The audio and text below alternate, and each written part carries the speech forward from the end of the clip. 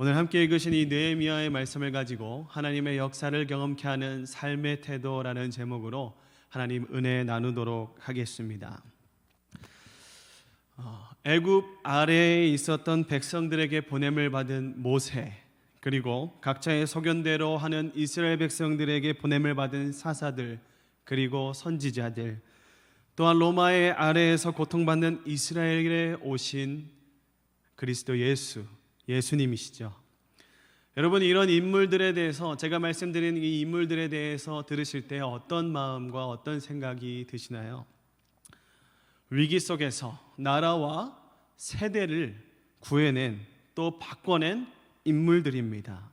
여러분, 모든 시대와 모든 상황 속에, 그 모든 어려움 속에는 믿는 자들이 늘 함께 했습니다. 그리고 그 믿음의 백성들 안에서도 무언가 다른 움직임을 가지고 있는 사람들이 있었습니다. 구별된 자들이었죠. 그 소수의 사람들은 하나님의 말씀으로 그 시대와 그 상황과 그 세대를 변화시켰습니다. 시대와 세대를 변화시켰다 함은 그들이 예수 그리스도를 읽고 올바른 진리를 잃은 그 길에서 그 길을 돌이켜 다시 하나님을 바라볼 수 있게, 하나님을 찾을 수 있게, 하나님의 그늘 아래 올 수 있게 인도했다라는 말이 됩니다. 여러분, 코로나19 가운데 우리의 삶과 생활이 얼마나 많이 변화되고 변질되었는지 모릅니다. 코로나가 우리의 시대와 상황과 삶을 참 많이도 바꿔놓았습니다. 바뀐 시대와 삶의 환경 가운데 여전히 적응하지 못하고 큰 어려움 가운데 있는 자들이 있습니다. 실질적인 생계의 어려움을 당하는 자들이 있고, 여전히 마음의 위로와 평안을 얻지 못해서 어려움 당하고 있는 사람들도 있을 것입니다. 여전히 걱정과 근심, 이 현실적인 어려움 속에서 신앙과 믿음을 잃어버리는 성도님들도 계셨을 것입니다. 예수님께서는 그렇게 걱정하고 고민하고 있는 우리에게 이렇게 말씀하십니다. 너희 중에 누가 염려함으로 그 키를 한 자라도 더할 수 있겠냐? 염려하는 것은요, 우리에게 아무런 유익이 없다라고 예수님은 말씀하고 있는 거예요. 그러나 여러분 기억하십시오. 이 말씀의 핵심 포인트는 염려하지 말라는 것이 아닙니다. 예수님은 거기서 더 나아가셔서 그 뒤에 마태복음 6장 33절에 이렇게 말씀하시는데, 염려하는 것을 그치는 것을 넘어서 너는 하나님의 나라와 의를 구하라. 우리는요, 염려하는 것에서 그치는 것이 아니라 좀 더 나아가서 하나님의 나라와 의를 구할 줄 아는 그런 주님의 자녀와 백성들이 되어야 할 것입니다. 여러분, 그렇게 오늘 이 밤 우리가 하나님의 성도로서 하나님께서 우리에게 주신 그 사명과 비전을 잘 감당하기 위해서는요, 우리가 하나님의 말씀을 듣고 깨달아야 합니다. 하나님의 마음을 알아야 되는 것이죠. 하나님의 뜻을 우리가 캐치할 수 있어야 되는 것입니다. 문자적으로 들리는 소리로서 우리가 입력되는 것이 아니라 그것이 귀로 들어와서 내 생각과 마음을 사로잡고 그 사로잡은 생각과 마음이 내 삶에서 나타나줘야 된다는 것입니다. 하나님의 나라와 의를 구하는 것, 그 의와 하나님의 나라를 구하기 위해서는요, 우리가 하나님의 뜻을 알아야 된다는 것이죠. 오늘 본문에서, 오늘 성경에서 그렇게 하나님의 마음과 뜻을 잘 알았던 한 사람을 소개하고 있습니다. 그것은 바로 느헤미야입니다. 오늘 그의 영성, 그가 처한 그 위기 속에서 그가 낙심하기보다 하나님의 나라와 의를 구하며 구현해내도록 만든 그의 삶의 태도들을 좀 나눌 때에 우리에게도 도전이 되고 삶의 실질적인 변화가 오늘 이 밤에 결단되어지고 나타나는 귀한 시간 되기를 주님의 이름으로 축복합니다. 먼저 우리 느헤미야는요, 이 느헤미야는 주어진 삶에 최선을 다하는 사람이었습니다. 먼저 그를 소개하는 느헤미야 1장 1절에서 5절을 보면요, 그가 처한 상황을 대충은 알아볼 수 있습니다. 우리 다 읽진 않고 우리 1절의 말씀, 오늘 본문의 말씀이죠. 1절의 말씀을 함께 읽어보겠습니다. 시작. 하가랴의 아들 느헤미야의 말이라. 아닥사스다 왕 제20년 기스를 월에 내가 수산궁에 있는데, 그때의 상황과 그때의 모든 정황을 자세하게 알지 않아도 그의 고국인 이스라엘이 정상적인 상태가 아니라는 것을 알 수 있습니다. 어디서 알 수 있느냐? 아닥사스다 왕 제20년 기슬 르월. 여러분, 아닥사스다 왕은요 페르시아 왕입니다. 이스라엘의 사람이 페르시아 왕의 시간에 살고 있다. 지금 이스라엘은요 아스루와 바벨론을 지나서 바사라고 하는 페르시아의 지배를 받고 있는 것입니다. 느헤미야도 이스라엘 사람으로서 이 바사의 속국 중 백성의 한 명으로서 자유가 없는 신분이에요. 많은 사람들이 그 현실, 다른 나라의 속국으로서 사는 그 현실에 낙심하고 많은 것을 포기한 상태로 삶을 그냥 그저 살아내고 있었을 것입니다. 시간을 보내고 있는 거죠. 언제 죽나? 언제 나는 자유로워지나? 이 자유가 내가 살아있을 때는 그렇게 오지 않을 것 같은데 내가 죽으면 자유로워질까? 여러분, 별 걱정과 생각이 다 나지 않겠습니까? 아무리 노력해도 한 나라의 속국이라는 그 한계, 그 보이지 않는 벽이 이스라엘 백성들의 마음을 억누르고 짓누르고 있었던 것입니다. 그런데 오늘 본문의 주인공이 이 느헤미야만큼은 그와 같이 절망적인 상황에 다른 이들과 같이 현실에 굴복하는 삶을 살고 있지 않았던 것입니다. 오늘 본문 말씀 11절을 한번 봅시다. 우리 11절에 보면 느헤미야가 어떤 직업을 갖고 있는지 나오는데 우리 본문 11절의 말씀 함께 읽겠습니다. 시작. 주여 구하오니 귀를 기울이사 종의 기도와 주의 이름을 경외하기를 기뻐하는 종의 기도를 들으시고 오늘 종이 형통하여 이 사람들 앞에서 은혜를 입게 하옵소서 하였나니 그때 내가 왕의 술관원이 되었느니라. 이 구절을 보면요 그의 현재 직무를 알 수 있습니다. 구절의 말미를 보면 그때 내가 왕의 술관원이 되었느니라 라고 나왔는데 이것은 그가 기도했을 때 기도로 말미암아 술관원이 됐다는 게 아니고 이미 술관원이 되었었고 그때 내가 기도했다라는 것을 말하는 겁니다. 그는 왕의 술관원 킹스 컵베어이라는 이 특별한 직무를 갖고 있었는데요, 이 직무는요 단순한 술이나 왕의 물을 리필하는 웨이터 같은 직책이 아니었습니다. 굉장한 중책이었어요. 술관원은 왕이나 황제에게 진상하는 술을 전체적으로 관리하는 왕의 최측근 이사와도 같은 사람이었습니다. 항상 왕의 얼굴을 누구보다 가까이 하는 명예로운 관직 중에 하나였습니다. 따라서 술관원은 왕이나 황제가 가장 신뢰하는 사람 중에 한 명이었다라는 것을 알 수 있는 것이죠. 여러분, 느헤미야가 어떤 신분의 사람이라고 제가 말씀드렸습니까? 한 나라의 속국, 그러니까 포로예요. 노예의 신분입니다. 그런데 그가 노예의 신분으로서 그냥 제한적인 생각에 묻혀서 자기의 삶을 그냥 그대로 내버려 두지 않고 어떻게 살았습니까? 그는 노력하고 또 노력했을 거예요. 그의 인생을 언젠가 사용하실 하나님의 때를 기다리면서 수고하고 또 수고했을 겁니다. 아닥사스다 왕은요 이미 1, 2차 포로 귀환으로 인해서 이스라엘 백성들을 어느 정도 다 고국으로 돌려보냈습니다. 너희 돌아가고 싶은 사람 있으면 다 돌아가라 라고 자유를 선포하면서 그들을 다 돌려보내죠. 근데 이 느헤미야만큼은 자신의 마음에 들고 일 처리를 잘하고 자신의 삶과 자신의 주어진 현장에서 최선을 다하는 이 느헤미야는 돌려보내지 않았던 겁니다. 결과적으로 그의 노력인 산물인 그의 직책, 왕의 술 맡은 관원이 된 이 직책은요 마침내 하나님의 역사를 경험케 하는, 이뤄내게 하는 귀한 영적 도구로 사용되는 이 시발점이 됩니다. 여러분, 우리 앞에 놓여졌던 그 2002년의 쓰나미, 큰 쓰나미, 코로나, 여러분 그 코로나에 몸과 마음이 휩쓸려가지 않도록 여러분 애쓰시길 바랍니다. 더 이상 하나님이 느껴지지 않는다고 생각되고 하나님이 내 곁에 없다고 생각되고 하나님의 존재 자체를 의심하는 내 안에 그 불안이 쌓이도록 여러분 스스로를 방치해 두지 마시기 바랍니다. 여러분, 광야를 벗어나 가나안으로 들어갔던 그 이스라엘 백성들과 같이 또 오늘 이 느헤미야와 같이 독하게 하나님의 때를 기다리시면서 준비되시기 바랍니다.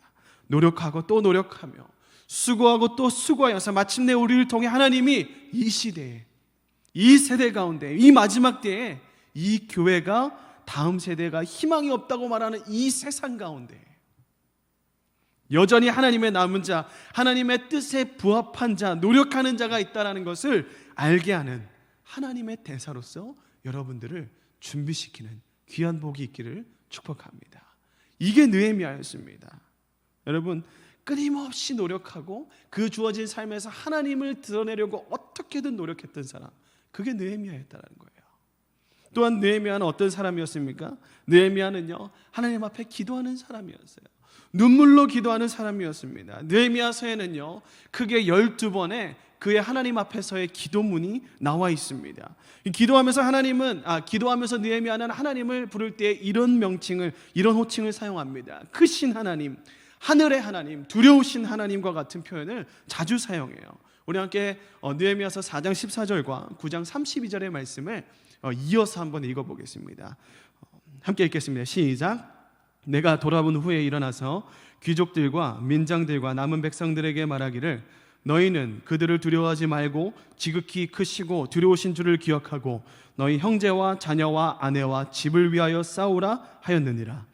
9장 32절입니다. 우리 하나님이여 광대하시고 능하시고 두려우시며 언약과 인자하심을 지키는 하나님이여 우리와 우리의 왕들과 방백들과 제사장들과 선지자들과 조상들과 주의 모든 백성이 아수르 왕들의 때로부터 오늘까지 당한 모든 환난을 이제 작게 여기지 마옵소서. 아멘. 여러분, 이 기도문에 보면 느헤미야는요, 그 크신 하나님을 무한정으로 신뢰하는 모습을 보입니다. 바사의 왕 앞에 안 하기도 전에 먼저 하나님 앞에 기도하는 모습을 보이기도 합니다. 왜냐하면 왕보다 더 크신 이가 하나님임을 그는 이미 마음속에 믿고 따르고 있었기 때문입니다. 여러분, 크신 하나님을 신뢰했기 때문에 현재의 안락함을 뒤로한 채 문제투성인 자신의 고국인 예루살렘의 그 성벽을 건축하기 위해, 재건하기 위해서 스스로 자원하고 뛰어들고 걸어갔어요. 여러분, 느헤미야서를 보면요, 기도하는 그 시간이 참 길었다는 것도 알 수 있었습니다. 1장 1절을 여러분 다시 보십시오. 다시 보면요, 아닥사스다 왕 제20년 기슬월에 하나님으로부터 고국의 소식을 듣게 됩니다. 그리고 금식하기 시작했고, 2장 1절을 보여주시겠습니까? 2장 1절에는 또 시간이 바뀌는데 아닥사스다 왕 20년 니산월이라고 표현하는데, 그때 왕의 앞에 나아간 것을 볼 수 있습니다. 기슬월은 유대력으로 보면 9월 정도에 세팅하고 니산월은 1월입니다. 9월에 기도를 시작해서 그 다음에는 1월까지 4달의 긴 기간 동안 준비하고 기도하면서 왕 앞으로 나아갔던 것이에요. 그리고 이어서 우리 2장 4절을 한번 보겠습니다. 2장 4절의 말씀 함께 보겠습니다. 시작. 왕이 내게 이르시되 그러면 내가 무엇을 원하느냐 하시기로 내가 곧 하늘의 하나님께 묵도하고. 여러분, 왕 앞에로 나간 이 느헤미야는요, 그마저도 왕의 물음을 받고 그냥 즉각적으로 왕이시여 내가 예루살렘 무너진 내 고국으로 가기 원합니다라고 바로 대답하지 않습니다. 곧 하늘의 하나님께 묵상하는 기도하는 느헤미야의 기도자의 태도를 볼 수 있는 거죠. 왕이 지금 질문하고 있는데 그 자리에서 즉각 묵상하면서 하나님 앞에 기도하며 뜻을 물었던 것입니다. 여러분, 산발락과 도비야, 게셈 이들이 해할 때도 그는 기도함으로 반응했습니다. 얼마나 예루살렘에서 성벽을 건축하는 걸 방해했는지 몰라요. 느헤미야 한 사람이 어떻게 이렇게 놀라운 일을 이뤄낼 수 있었을까? 이 성벽이라는 것을 재건하는 것을 그 많은 사람들을 이끌고 그 낙심한 사람들, 그 이미 우리의 나라는 끝났다고 포기한 사람들을 데리고 어떻게 이 귀한 사역을 다 감당할 수 있었냐? 바로 그가 기도하는 사람이었기 때문에 가능한 것입니다. 여러분, 말씀을 통해 보면 느헤미야는 모든 문제마다 가장 하나님을 먼저 찾았다는 사실을 알 수가 있습니다. 느헤미야가 예루살렘의 성벽을 건축했다라는 것이 가장 큰 그의 업적인데요, 그 성벽을 재건할 때 그의 주변 그리고 그의 안팎으로 문제는 늘 존재했습니다.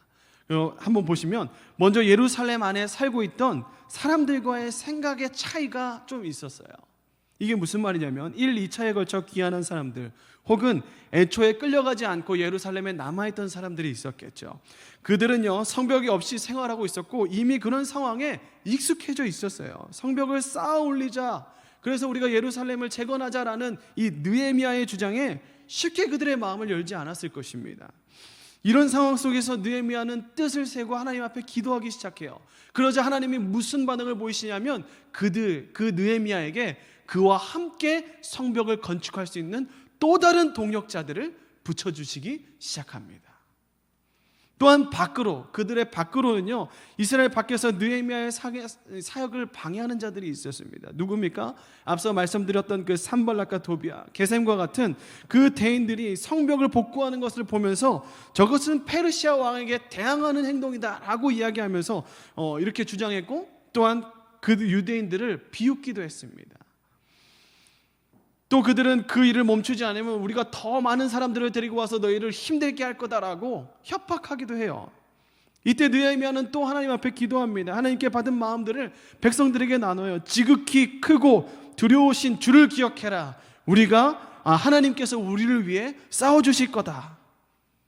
그들의 방해 속에서 이스라엘 백성들이 겁을 먹었습니다. 그래서 그만해야 되는 게 아닙니까? 라고 느헤미야에게 찾아왔지만 느헤미야는 하나님께 받은 마음을 또 그들에게 전달합니다. 그러자 이들이 어떻게 반응합니까? 한 손에는 무기를 들고 한 손으로 벽을 막 돌을 옮기면서 성벽 재건하는 걸 멈추지 않게 합니다. 어떻게든 하나님의 사역이 이루어질 수 있도록 하나님께서 도우시고 지혜를 주시는 거죠. 또한 이렇게 원수들의 외적인 방해가 조용해지자 이번에는 이스라엘 안쪽에서 또 문제가 생겼습니다. 함께 일하는 사람들 중에 하나 둘씩 또 오랜 기간을 일하다 보니까 마음이 또 수그러지는 거예요. 마음이 또 접어드는 겁니다. 낙심하는 사람들이 생겼어요. 또 유대인들 가운데는 가난한 사람들이 도움을 청하기 시작했습니다. 현실적인 어려움이 그들에게 있었던 거죠. 빈부의 격차로 인해서 잘 사는 사람은 잘 살고 못 사는 사람들은 계속 못 사니까 왜 우리가 같이 일하는데 이렇게 나는 힘들어야 되고 저 사람은 잘 먹고 잘 삽니까? 이런 영역들이 갈등이 있었어요. 기근이 시작됨에 따라서요, 실질적으로 사는 문제가 일어났던 겁니다. 우리 안에 지금 코로나가 다가온 이런 실질적인 문제와 똑같은 거죠. 느헤미야는요, 하나님 앞에 기도하면서 결단하기 시작합니다. 하나님께 받은 지혜대로 행동하기 시작해요. 자신도 어떻게 보면 나라에서 녹을 받고 있는 고위 관료에 속했던 사람이었어요. 그래서 그 가난한 사람들의 마음을 잘 이해할 수 없었습니다. 그러자 하나님께 기도했더니 하나님이 그에게 지혜를 주시죠. 그래서 그가 다른 사람들, 잘 사는 사람들에게 표본이 됩니다. 어떻게 하냐면 자신의 녹을 받지를 않아요. 그리고 자신이 갖고 있는 거를 가난한 사람들에게 나누어 줍니다. 모두가 같이 잘 먹고 잘 살 수 있도록 자신의 것을 먼저 나누기 시작하니까 어떻게 될까요? 주변에 있는 잘 사는 사람들도 다 느헤미야와 같이 이 하나님의 사역을 할 수 있도록, 사람들의 마음을 일으킬 수 있도록 자신의 재산을 나누기 시작했던 겁니다. 모든 문제들 앞에 느헤미야가 어떻게 반응합니까? 그의 모든 문제의 해결점은 바로 하나님 앞에 기도하면서 시작됐어요. 여러분, 우리의 삶이 느헤미야의 삶과 크게 다르지 않습니다. 우리 안에도, 내 주변에, 내 안에, 내 밖에 얼마나 이렇게 많은 문제들이 있습니까? 그런데 우리는 이 문제들 앞에 어떻게 반응합니까? 여전히 우리의 경험과 우리의 생각과 계산대로 살아간다면 결국엔 우리는 곧 머지않아 우리의 한계를 바라보게 될 거예요. 그리고 이스라엘 백성들처럼 자신의 삶을 포기했던, 그래 나 원래 이런 사람이지, 못 살아야 정상이지 내가, 이렇게 단정하고 한정 지으면서 하나님의 역사를 바라보기보단 현실에 짓눌려 사는 사람이 되어버릴 거예요. 여러분, 기도하시기 바랍니다. 그때 한계가 없으시고 지극히 크시고 능력이 있으신 하나님께서 우리의 한계를 넘어서 이 땅 가운데에 하나님의 역사와 사역을 보여주실 겁니다. 언제? 우리가 기도하는 느헤미야 영성과 같이 우리의 삶 가운데, 모든 문제 가운데, 아니 잘못되고 있지 않고 잘 되고 있을 때도 주님께 감사의 기도를 드리는 이 기도의 태도가 우리 삶 가운데 하나님의 역사를 보게 한다는 겁니다. 느헤미야와 같이 늘 기도하는 삶의 태도를 얻게 되는 귀한 2021년도가 되기를 주님의 이름으로 축복합니다. 마지막으로 느헤미야는요, 자신의 현실에 주어진 상황을 최선을 다하는 사람이었어요. 또한 그 현실 가운데 자신의 힘이 아닌 하나님께 기도하면서 그의 도움을 구하는 사람이었습니다. 마지막으로 느헤미야는요, 자신이 누구인지 명확히 아는 사람이었습니다. 이게 무슨 말이냐면 자신을 하나님 앞에 비추어 볼 줄 아는 사람이었다라는 거예요. 느헤미야는 요즘 시대로 본다면 교포 3세대 정도로 볼 수 있는 사람입니다. 다시 본문 1절을 보면요, 1절을 함께 읽어보겠습니다. 시작. 하갈의 아들 느헤미야의 말이라. 아닥사스다 왕 제20년 기스르월에 내가 수산궁에 있는데. 여러분, 이미 할아버지 세대가 포로로 끌려갔고 그 이후에 그 땅에서 그의 아버지 하가랴가 태어났습니다. 그 대를 이어서 느헤미야가 그 땅에서 태어난 거예요. 생각해보면 일반적으로 교포 3세 정도 되면요, 그들이 고국과 전혀 무관한 사람이 되어 있지 않겠습니까? 그 나라 사람들보다 고국을 좀 더 아는 정도, 페르시아보다 예루살렘을 좀 더 잘 아는 정도의 사람일 것입니다. 그렇지만 모국어는 구사하지 못하는 그런 사람. 많은 사람들이 이때에 정체성을 많이 혼란스러워한다라는 말을 들은 적이 있습니다. 느헤미야는 교포 3세인데다가 페르시아에서 출세도 했어요. 성공도 했어요. 그는 수상궁에서 공부했습니다. 수상궁은요, 페르시아 제국의 4개의 수도 중에 하나입니다. 포로 신분으로서 왕궁에 들어가서 직책을 얻고 그렇게 살고 있는 느헤미야예요. 이 정도만 살펴봐도요, 느헤미야는 이제 이스라엘 사람이라기보다는 오히려 완벽한 바사 사람에 가까운 사람이었어요. 그런데 이런 느헤미야에게 어느 날 형제 중에 하나인 하나니가 와서 유다에서 사람들을 데리고 찾아와 포로로 잡혀오지 않고 고국에 남아있던 사람들과 예루살렘의 형편이 얼마나 처참한지를 이 느헤미야가 듣게 돼요.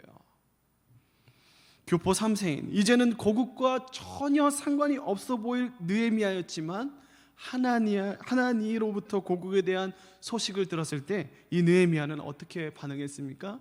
그는 슬퍼했어요.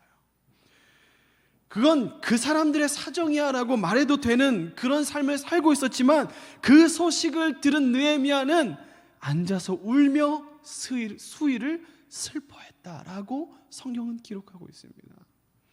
유다와 예루살렘에 찾아온 그 큰 환란이 마치 자신에게 온 것과 같이 여기고 있는 거예요. 성벽이 무너지고 주변의 국가와 민족에게 무시를 당하고 슬픔과 어려움을 당하고 있는 이스라엘이 마치 자신의 일인 것 마냥 생각하고 느끼고 있는 거예요. 어떻게 이런 게 가능했을까요?